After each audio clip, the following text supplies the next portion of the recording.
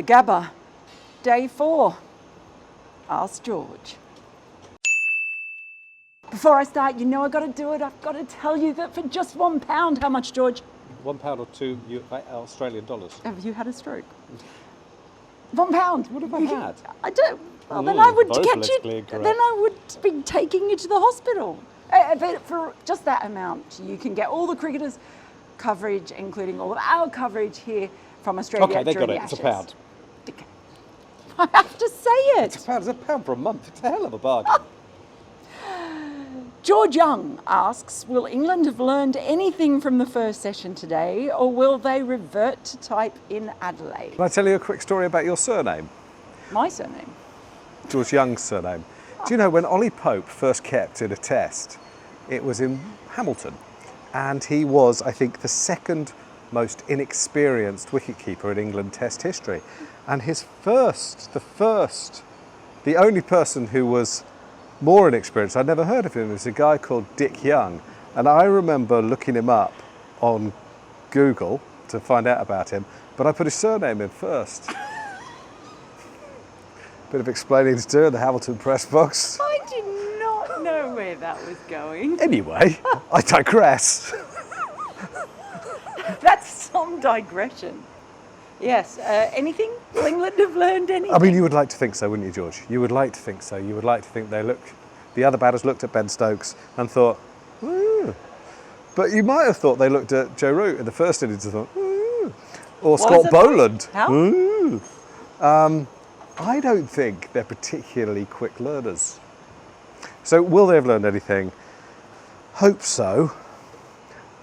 I think it's quite difficult to turn around an oil tanker. And although what Stokes and co will say now is that they've always said you have to know when to put the pressure on and absorb pressure. They have. They haven't always said it, but they've said For it. a long time. Okay. They've said it for a while. Yes. Has he also, or not, said it's not how many runs you score, it's how? Right. Did Rob Key say it's not how many wickets you take, it's how fast you bowl? So the messaging, and does Brendan McCullum basically respond to any question, Brendan, what time is it, with go harder? I think he's just become Trevor Bayliss. But basically, England responded to Trevor Bayliss here and thought, go harder! Anyway, so I think it takes time. They always said they wanted a very simple message, which is fine. I understand that, teams of young people require quite simple messaging. That's absolutely fine and sensible. I think now they've tried to make it a bit more sophisticated, and the bird has flown. Well, that's the big one. It felt like when they started doing a lot of things today, it was too late, and that it could have made a difference. But what I will say, when Ben Stokes was talking afterwards, and that's the first time I have heard him admit, though, he basically said about the absorbing pressure thing. He said his team aren't very good at it. He said they're not very good at it. They've not been as good at that, and they need to be he better. did. And that was a big admission. It was, I agree with that. And it felt like a moment, and it felt like he gets it. And just to be fair, I think he's batted really well in both innings. Didn't have his best game with the ball. But I don't think the messaging of the entire unit has been consistent. You've got Marcus Trescott, effectively the batting coach, yesterday saying, well, no, we wouldn't tell them not to drive on the up, as if, that would be such an intrusive thing to do. He doesn't believe in an interventionist coach, as Nick Cave might say, were he here. It's niche, but Nick Cave fans are like that. Alex, I know you do.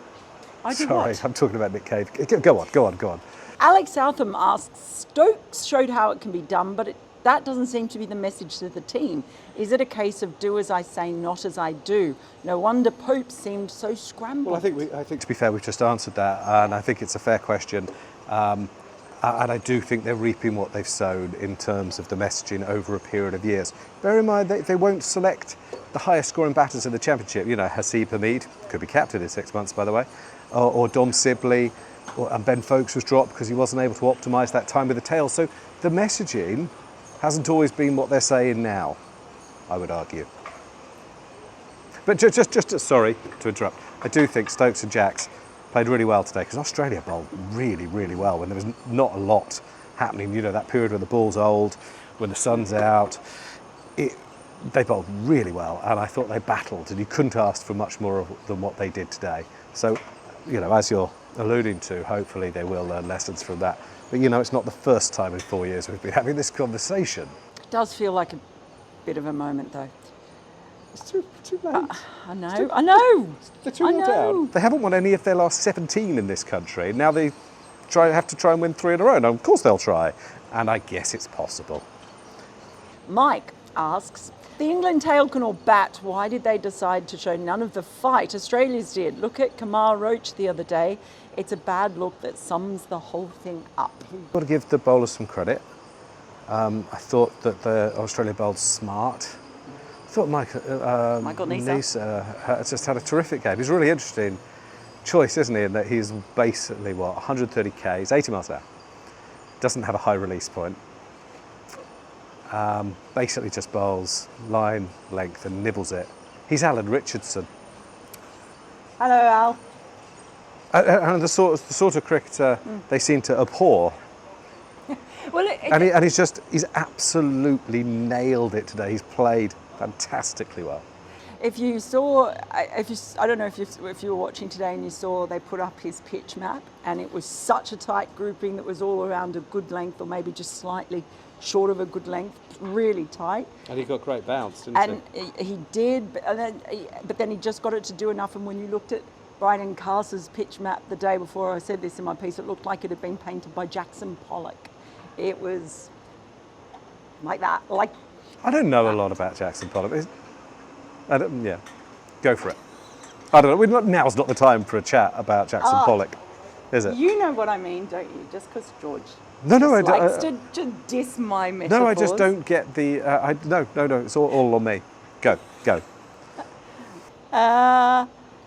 Danny asks, what do you think about England sending Marcus Trescothick to do all of the media I'm glad yesterday? that we're not spending a while talking about what Danny's surname might be today. That was a Franklin. low Bet you point. it's I don't know. Danny Maybe it was probably Franklin. cut out, to be honest. I thought that it was a very difficult day for England to do media, and he was in an almost impossible position. What do you expect him to say, really? Geez, the boys were blooming hopeless, and then go back in the dressing room and work with them. You've got to cut him some slack. I think we all would respect Marcus Trescothick and know he's one of the good guys. He ended up saying some preposterous things. He just did. But, cut him some slack. Horrible position to be in. He does have to go back in the dressing room and... There's always that one person from every team when you know that it's a bad day when a particular person comes in, and for England it's always Marcus Trescothick. Yeah, in other regimes, the head coach or the captain would have. Well, the captain, you cannot argue with how much media he does. He's amazing.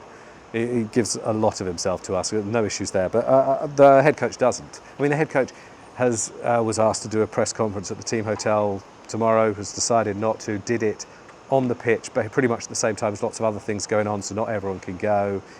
It's shorter. It's not as reflective. He could have done it. He could have done it. Trevor Bayliss would have done that. Andy Flower might have done that. Ashley Giles might have done that. Other people would have taken more responsibility. He doesn't run towards the danger. He doesn't. It's hypocrisy. Are you calling yourself danger? Well, I think facing the media is part of the job. I think he's tremendously well remunerated.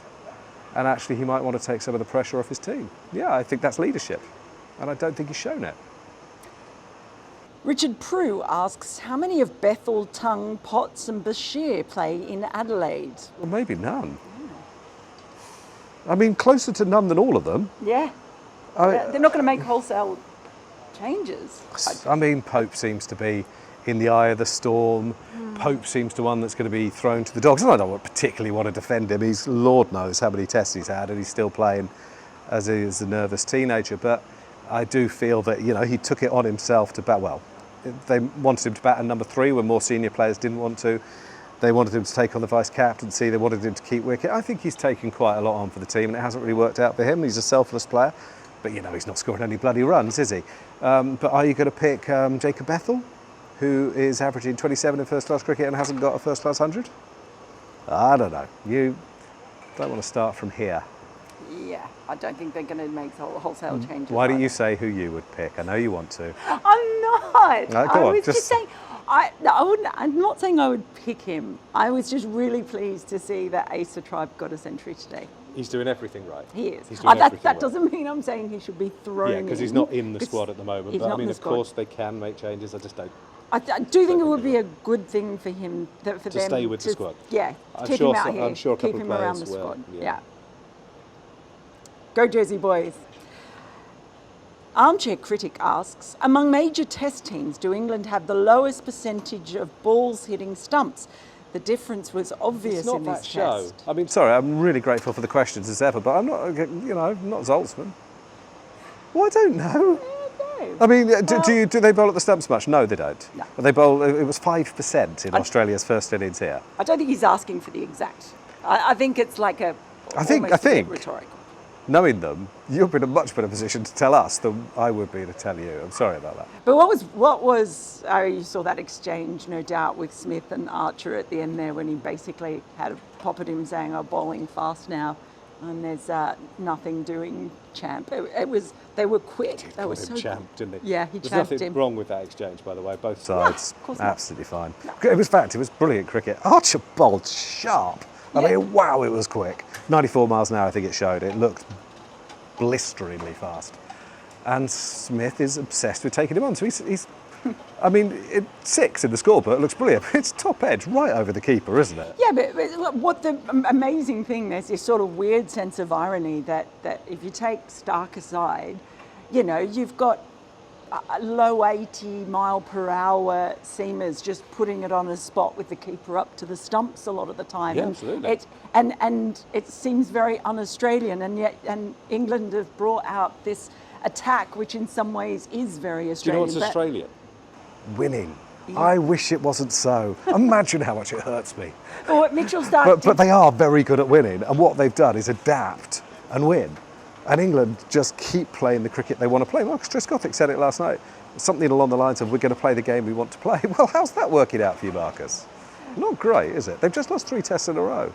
But Mitchell Starc did say, pace wasn't everything before. And like you noticed too, how he pulled the beautiful way in which he pulled back his pace. Well, he's at still times got when sharp. He's a terrific yeah, bowler, but isn't he? I mean the way that he pulls back his pace when can. he feels that there's a bit of swing on offer, and then And he bowls full. and he bowls full, And he- yeah. and so he just judges that. And then like last night, right at the end there, he bowled faster than he had the entire time, and that was after that batting effort as well. And so Look, he's a quite good example. Jofra could learn from Starc. There's no reason at all why he couldn't and won't, actually. I'm sure he will. Starc's continued to get better. Well, how old is he? 37? 36? Starc, no, Well, 35, okay, isn't he? 35. Okay, I don't know. He's a fantastic athlete, but he really rebuilt his game a few years ago, didn't he? From being, fast and swing to learning the wobble seam and all that comes with it.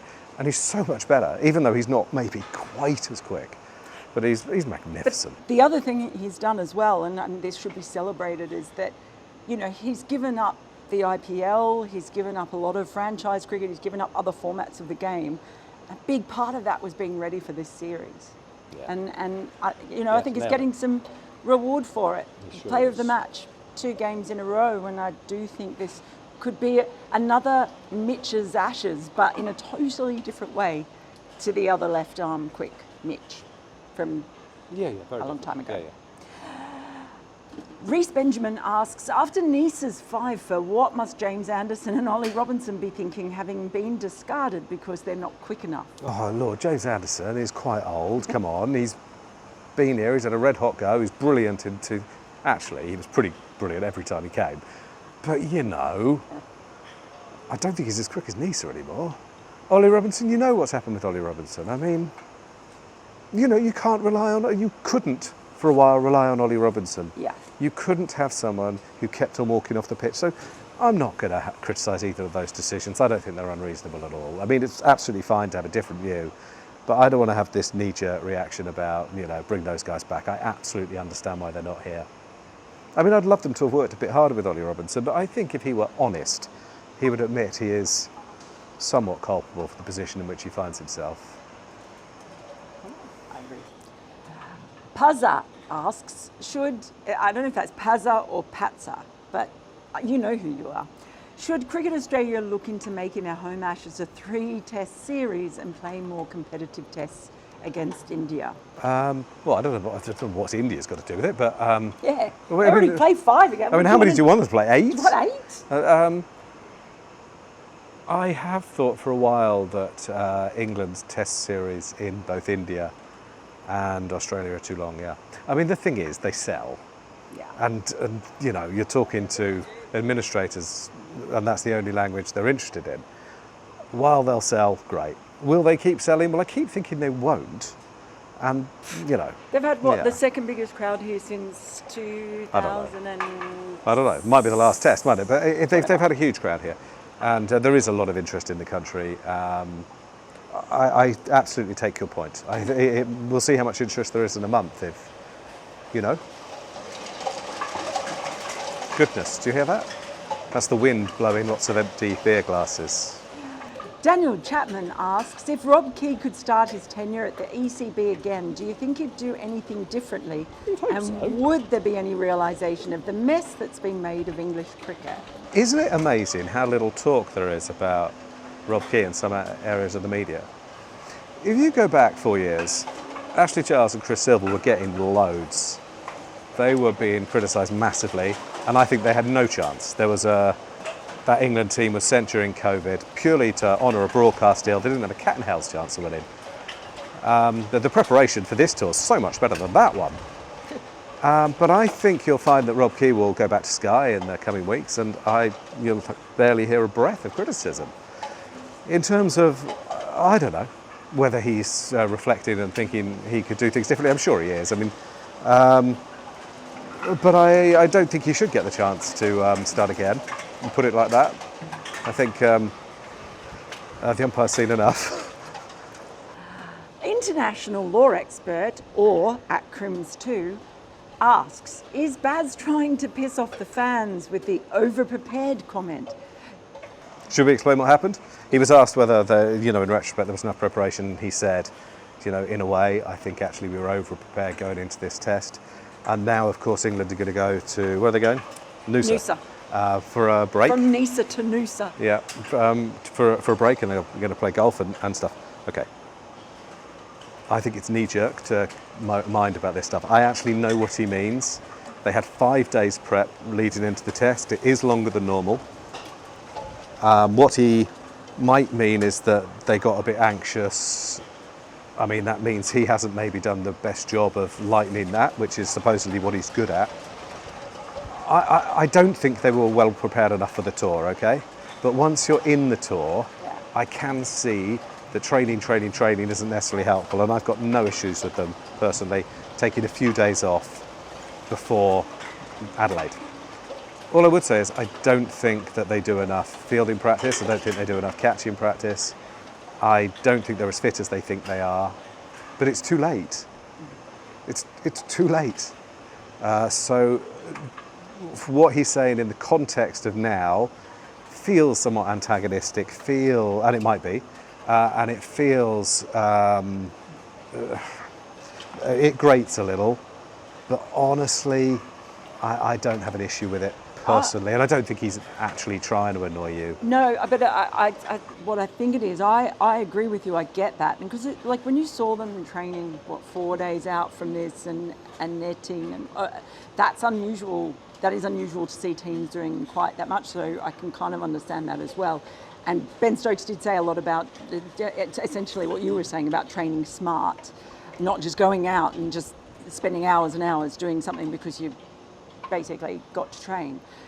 But I think it just showed a little bit of perhaps lack of awareness with Brendan McCullum about how his words might be received, because there was a big reaction from people, I think, when they saw that. And I think he may have lost the room. I don't think he. Well, I just don't think he realised. I don't think there's that awareness. No, but I don't think he. Yeah, Does that make sense? Do you remember the Andy Moles piece? I'm not sure the humility's real. That's how I'll put it. But I don't think there's a lot of humility in the management. I think they've got this massively wrong over a period of years. But I don't have a problem with them having a holiday and not over pushing it in the days before the games. I'm sorry, it's too late. it's too late. You have to do this stuff months and years in advance. Look, it's not too late yet. Let's not. No, it's too late yes, but you can't suddenly cram. Look, I remember going way back to 13 and stuff. Trotty obviously had a bad end to the English summer. Everyone thought he needed a break, and he forced himself into the nets at Edgbaston, and he would have been better off having a break. Equally, I think he got 100 in Perth actually in a warm-up game, and I remember saying, well batted, and he was like, it's rubbish. You can get in your head, you can get down on yourself. This regime, one of the things they're good at, and there are things they're good at, is learning from what happened before, and that by the end of that 13-14 tour, a lot of those guys were struggling, really struggling mentally. And I think that Ben Stokes was on that tour, of course, and will have seen that, and I think this lot are a lot better at dealing with those things. So I don't want to criticise that. There's plenty of other stuff to criticise. I genuinely hope they have a really great break and come back with fresh minds, because they're going to need to produce a bit of a miracle, aren't they? And to do that, they're going to need to be fresh in body and mind. And so do we. So we're going to leave, and we will see you in Adelaide. Thanks for the questions.